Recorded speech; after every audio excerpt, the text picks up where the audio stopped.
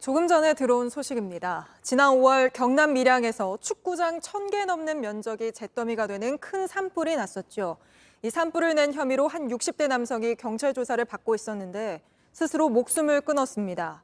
진실을 밝혀달란 유서를 남긴 걸로 전해집니다. 권민재 기자입니다. 이틀 전인 지난 18일 밀양 야산에서 숨진 채 발견된 60대 A씨는 지난 5월 경남 밀양에서 산불을 낸 혐의로 경찰 조사를 받고 있었습니다.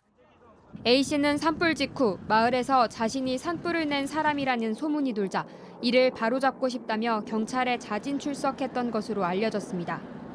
소방과 경찰은 A씨의 동선과 다른 외부인이 없던 것 등을 토대로 A씨가 산불을 낸 것으로 봤습니다. 혐의를 부인하던 A씨는 결국 발화 지점 주변에서 스스로 목숨을 끊은 채 발견됐습니다.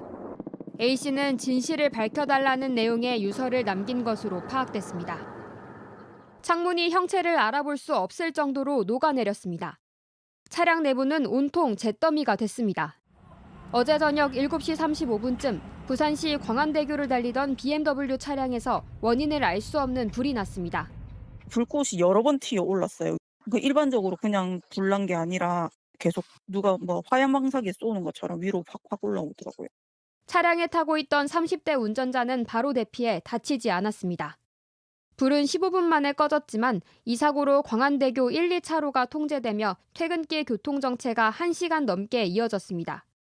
소방과 경찰은 전문위원과 함께 합동감식을 진행할 예정입니다. 어제 저녁 8시 30분쯤엔 부산 남항대교 고가도로를 달리던 아반떼 차량에서 불이 났습니다. 소방과 경찰은 엔진룸이 심하게 탄 것을 토대로 정확한 화재 원인을 조사 중입니다. 집안이 온통 새까맣게 탔습니다. 천장 벽지와 거실 선풍기는 모두 녹아내렸습니다. 어제 저녁 8시쯤 서울 양천구의 한 아파트에서 불이 났습니다. 이곳에 살던 주민 2명이 2도 화상을 입고 병원으로 옮겨졌고 30여 명이 대피했습니다.